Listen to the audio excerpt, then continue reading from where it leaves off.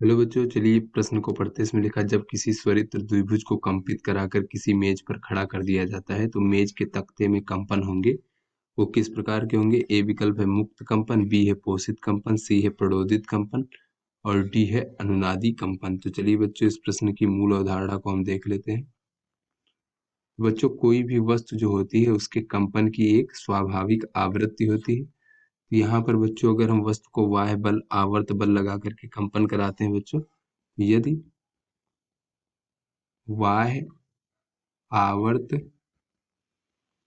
बल के कंपन की आवृत्ति जो है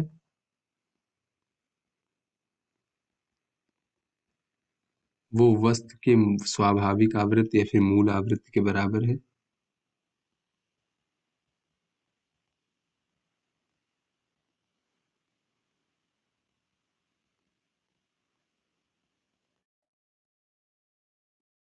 तो वस्तु के कंपन की स्वाभाविक आवृत्ति के बराबर है तो अनुनाद की स्थिति उत्पन्न होगी बच्चों। तो अनुनाद की स्थिति में कंपन के आयाम अधिकतम होते हैं बच्चों यहाँ पर।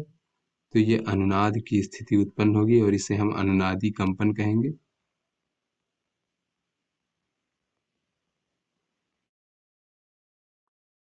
और यदि बच्चों यहाँ पर अगर हम देखें कि वस्तु बाह्य आवर्त बल के द्वारा जो है उसके कंपन के बराबर कंपन कर रहा है बच्चों, उसकी आवृत्ति के बराबर, और यदि यो जो आवृत्ति है बच्चों स्वाभाविक आवृत्ति के से भिन्न है बच्चों, वस्तु की स्वाभाविक आवृत्ति से भिन्न है,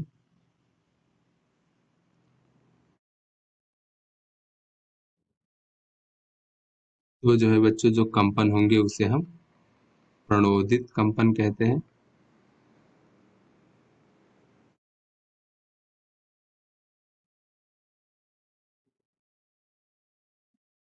चलिए बच्चों अपने प्रश्न को हल करते हैं। तो यहाँ पर बच्चों अगर हम देखें तो बच्चों ये बहुविकल्पी प्रश्न है, सही विकल्प का चयन करना है। तो बच्चों मेज पर इस प्रकार से जब हम, ये हमारा बच्चों मेज मान लीजिए इस प्रकार से, तो ये हमारा बच्चों मेज है।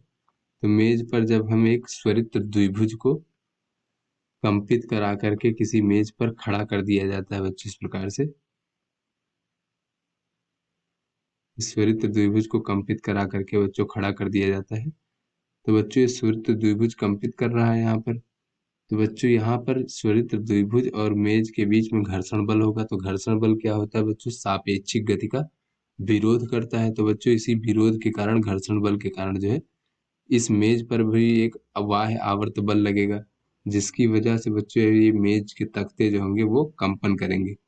तो बच्चों यहाँ पर इस कंपन के बारे में बताना है। तो पहला विकल्प है कि मुक्त कंपन है। तो बच्चों ये हमारा गलत विकल्प है, क्योंकि ये मुक्त कंपन नहीं है। ये जो है बच्चों स्वरित द्विभुज के कंपन के कारण जो है ये कंपन कर रहा है।